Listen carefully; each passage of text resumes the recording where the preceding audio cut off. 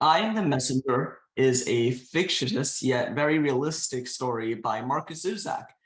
This guy is the same guy who wrote The Book Thief, one of the most amazing books of all time. And I Am the Messenger is a pretty decent book all around. I don't think it's as good as The Book Thief, but still it's a work of art. And today I'm going to share it with you. Let's start with a brief summary.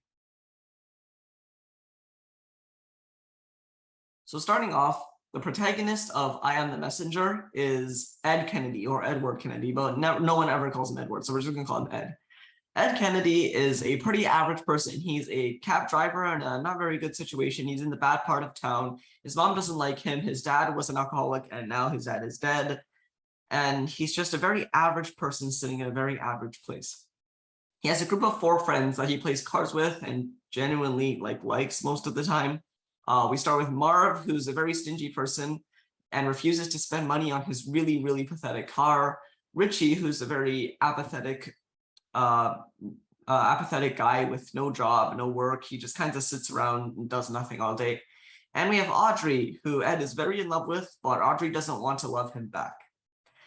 He also has a pet dog named the Doorman who sits at his door constantly. Spoiler, in this book, the dog doesn't die. He is not dead, which is extremely good. Anyways, so yeah, his life is pretty average. Nothing really happens until one day he accidentally stops a bank robbery.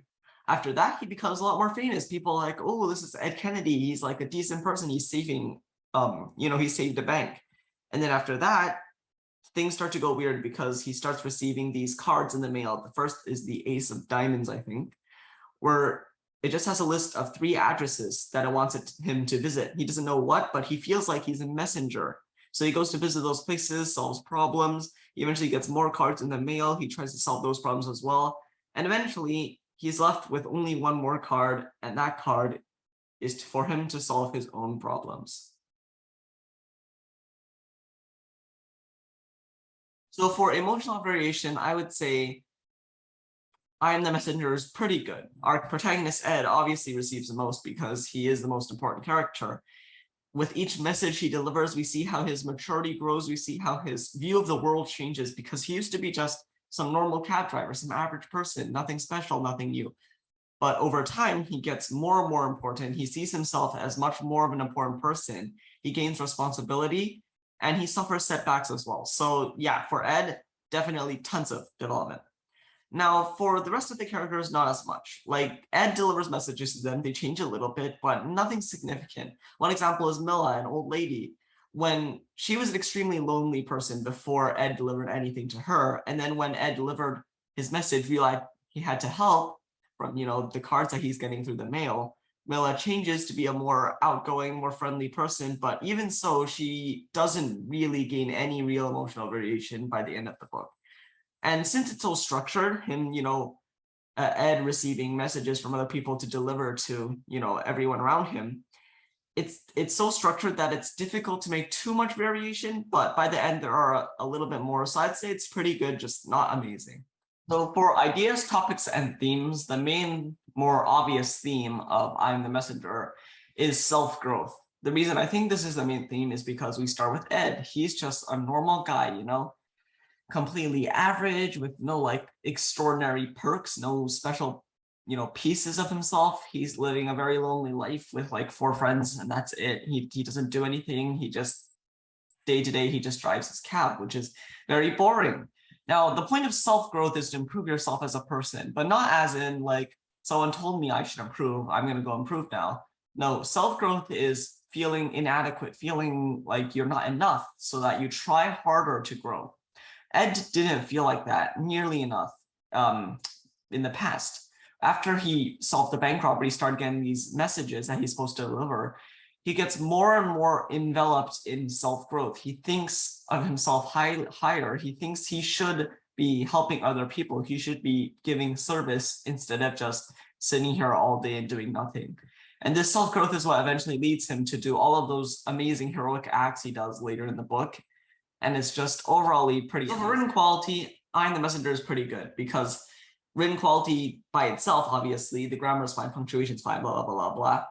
It's all fine in general. It's not too dramatic all the time. It has many jokes in certain places, really well-placed humor, and even the more dramatic sections are kind of brought up by a bit of light humor. Now, the best part, obviously, about the written quality is the plot consistency, because it feels like the universe is real. What I mean by that is because of how structured it is, Ed going around and delivering messages, talking to people, helping people, there are multiple plot lines. There are different sections where, Ed eventually visits. And he revisits some of those sections, reinforcing it in our memories and making it much more real. Like the example I gave you earlier, Milla, the old lady. Milla's problem is solved very early on, but Ed still goes back to her occasionally within the middle, the end of the book, just to show that she is still a real person. This isn't just written here for plot convenience. This is here because it actually makes sense. It makes everything more consistent, and it makes the written quality just so much more enjoyable. So for the flaws of I Am the Messenger, I'd say that the main one is that, okay, this might sound like a contradiction to what I said earlier, but the plot is a little too structured, okay?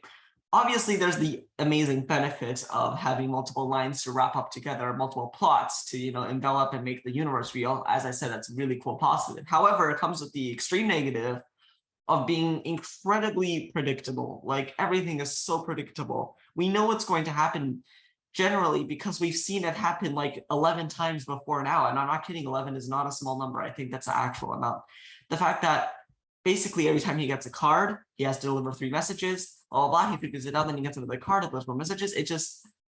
It's really, really easy to know what's going to happen. And obviously that's not always a bad thing. Clarity is not always a really, really bad thing, but it does make the book just that little bit more boring because you don't have the tension that you usually would if you didn't know what's going to happen. Also, the climax of the book lasts for a pretty long amount of time. If you made the climax extremely exciting, that might be positive. However, the climax of this book is an info dump. Same thing I said about the inheritance games. When your giant climax is a giant reveal, a plot twist, an info dump, it doesn't work well, especially if you drag it out too long. So that's also a slight negative, but yeah, that's basically it. So for a final score, I'm going to give The Messenger 17.5 out of 20. Now, it isn't obviously the greatest book in existence. I'll admit it. This plot is a little too structured. It has an extremely cliche ending that I'm not going to spoil, but it is quite cliche. And yeah, it breaks the fourth wall and stuff. It's not that fun. But it is heavily carried by the fact of how amazingly unique most of the characters are, their problems, their struggles, and, Ed being a messenger and saving them all. It is a pretty fun way to show a community. It envelops a bunch of plots, as I mentioned before. So for those reasons, 17.5. There's still a little bit of flaws, but it is what it is. So yeah, in conclusion, I would say I Am the Messenger is a pretty good book. It's not as good as The Book Thief, in my opinion, but it's still quite a treasure, and it's still a beautiful book. So to end off, obviously, I'm going to go with my favorite quote and read it out loud. "You are the epitome of ordinariness, Ed." He looks at me seriously. "And if a guy like you can stand up and do what you did for all of those people, well, maybe everyone can. Maybe everyone can live beyond what they're capable of."